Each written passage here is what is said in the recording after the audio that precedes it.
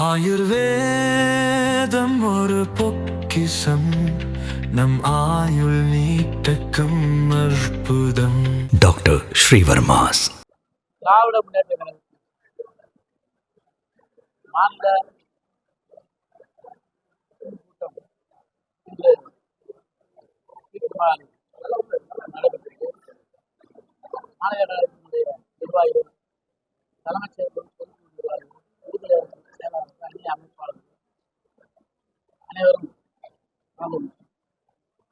ஒரு முக்கியமான தீர்மானங்கள் முக்கியமான 3 தீர்மானங்கள் மிகச்சிறந்த முறையில் நிர்வாகம் செய்து கொண்டிருக்கின்ற கட்சியினுடைய இளைஞர்களை நேர்த்தியாக நம்முடைய கழகத்தினுடைய இளம் தலைவர், தமிழகத்தினுடைய துணை முதல்வர் திரு உதயநிதி அவர்களுடைய பிறந்த நாளை மிக சிறந்த மக்கள் உதவுகின்ற நாளாக நலத்திட்டங்கள், ரத்த தான முகாம், மருத்துவ முகாம், மரக்கன்று விடுதல், நூலகம் திறப்பது என்று சிறப்பாக கொண்டாட வேண்டும். அதே போன்று எஸ்ஐஆர் இப்பொழுது புதுச்சேரியில் இருக்கின்ற அத்தனை குழுவினரும் மிக சிறப்பான முறையில் ஒத்துழைப்பு கொடுத்து அனைத்து தொகுதிகளும் இந்த வேலை மிக சிறப்பாக நடந்திருக்கிறது.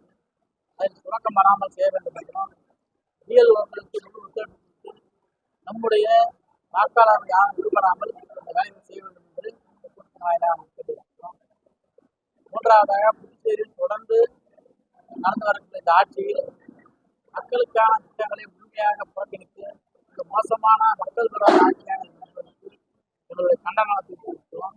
குறிப்பாக அரிசி, ஏற்கனவே போட்ட அரிசியில் ஊழல் நடந்திருக்கிறது என்று நாங்கள் எல்லாம் கூறும்போது அந்த மறுவர்கள் கொண்டுள்ளனர். ஆனால் அவர்கள் சரியான முறையில் அரிசி இதுவரை விநியோகம் செய்யவில்லை. தீபாவளிக்கு கொடுக்கக்கூடிய தொகுப்புகள் கூட போன வாரம் வரை கூட பல பகுதிகளிலே கொடுக்கப்படாமல் இருக்கிறது. அதே போன்று அரசினுடைய மருத்துவமனைகள் அனைத்தும் மிக மோசமான முறையில் மக்களை அச்சுறுத்துகின்ற நிலையில் தரமான மருந்தா இவையெல்லாம் போலியாக இருக்குமா என்ற அச்சம் ஏற்பட்டிருக்கிறது.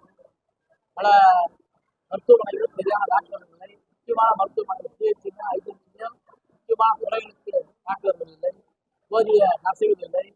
இன்னைக்கு இப்போ ஆம்புலன்ஸ் வாங்குவோம்னு சொன்னாலும் கூட இன்னமும் போதுமான ஆம்புலன்ஸ் இல்லை. இந்த மருந்துகள்லாம் கண்காணிப்பட வேண்டும். கடந்த காலங்களில் இந்த மருந்து வாங்குவதில் ஏற்பட்ட ஊழலில் யாரெல்லாம் இருந்தாலும் அவர்கள் எல்லாம் மக்களுக்கு முழுமையாக துரோகம் செய்தாலும் அவர்களெல்லாம் தள்ளிக்கப்பட வேண்டும் என்றும் சொல்லியிருக்கிறோம். புதுச்சேரியின் வளர்ச்சி திட்டத்தில் இந்த என்ஆர் பிஜேபி அரசு எந்த ஒரு விஷயத்தையும் கூட முன்னெடுக்கவில்லை. இந்த பட்ஜெட்டில் கூட தேர்தல் எதையுமே செய்யலை. குறிப்பாக புதுச்சேரி வளர்ச்சி, தொழில் வளர்ச்சி முழுமையாக குறைந்து விட்டது. அவர்கள்தான் ஒரு தொழில் வளர்ச்சி, ஒரு புதிய தொழில் கொள்கையை கொண்டு வந்து தொழிற்சாலைகளை உருவாக்க முடியவில்லை. இந்த ஆட்சி வந்த பிறகு ஒரே ஒரு தொழிற்சாலை கூட ஒரு 100 பேருக்கு 10 பேருக்கு வேலை செய்யக்கூடிய தொழிற்சாலை புதுச்சேரியில் வரல. அதே போல ஒரு ஐடி பார்க் வரல.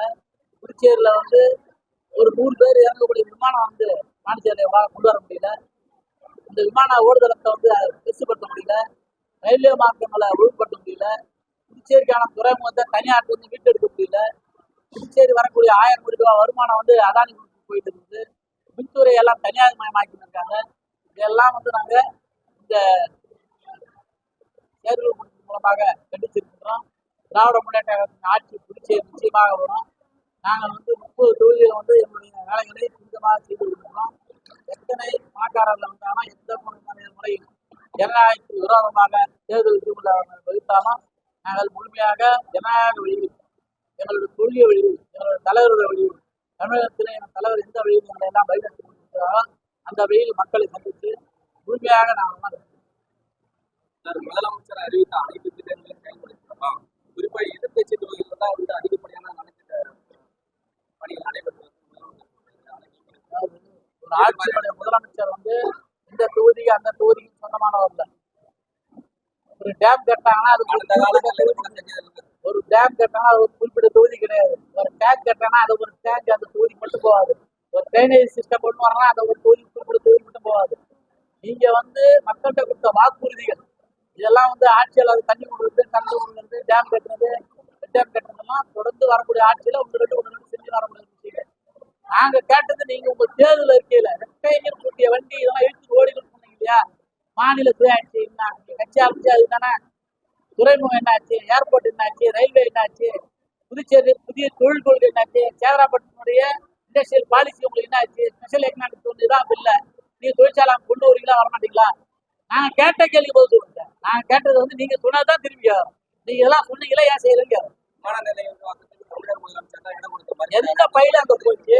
எந்த பயில் போச்சு? எழுதிட்டேனோ பேப்பர் கொடுத்துருக்காங்களா?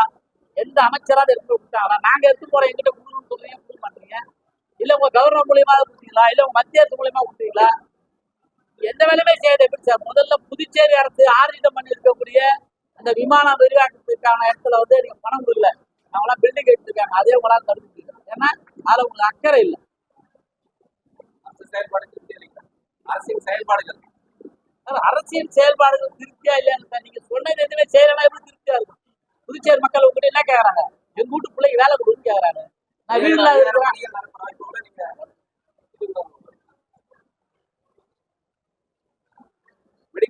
மெடிக்கல் காலேஜ் ஐடிஎஃப்சில கூட வேகன்சி வேகன்சி வந்து 10 வருஷம் 8 வருஷம் 14 வருஷம் 15 வருஷம் ஆகுது. நீங்க ஆட்சிக்கு வந்து 5 வருஷம் ஆகுது. கடைசி நீல உங்களுக்கு ஓடுது சார். உங்களுக்கு கடைசி நீல ஓடுது சார். இந்த ஆட்சிக்கு கடைசி நீல ஓடி இருக்குது. கடைசி நீல நீங்க எப்ப கால்குலேட் பண்ணி எப்ப கூட்டி எப்ப எடுக்க போறீங்க? கடந்த திமுக காங்கிரஸ் ஆட்சியில் நிரப்பாதான் இப்ப நிரப்பிட்டு சொல்றாங்க. நம்ம பரவாயில்ல. 4 வருஷம் கழிச்சு நிரப்பது மகிழ்ச்சி தான்.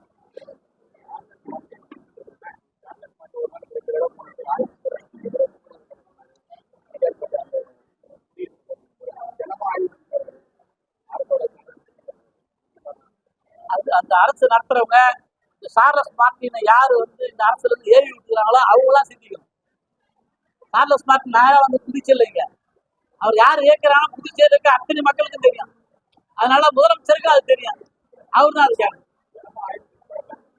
ஆய்வு செஞ்சு சொல்றாங்க. நீ சரி ஆய்வுக்கு போல அமைச்சர்லாம் போல. அதனால ஆய்வு பண்ணி அவங்க சொல்றாங்க. அவங்க ஏன்னா குமரகுளம் எப்படி இருந்தது, அதை எப்படி உருவாக்கணும் அதெல்லாம் எங்களுக்கு தெரியும். நாங்கள் 30 வருஷம் அரசியல் இருந்தோம். குமரகுளம் எப்படி இருந்தது? இப்போ அவர் போயிடறாருன்னா அவர் புதுசு தெரியாது. அவர் சொல்லி விட்டுட்டு போயிடறாங்க. அவங்க கூட இன்னும் விவரமா கேட்டுமா அதில் வரலாறு தான் கேட்டுமா. அதிமுக மாநில செயலாளர் சகோதரர் வந்து அதிமுக வந்து விலகி பாஜக முதல்ல அவர் எங்க இருந்தாலும் தெரியல. இப்ப எங்க போனாலும் தெரியல. அது நான் பாக்கல. கட்சியில முதல்ல அவரு ரொம்ப ஆப்த ரெக்கார்டா இருந்தாரு. நான் பாக்கல.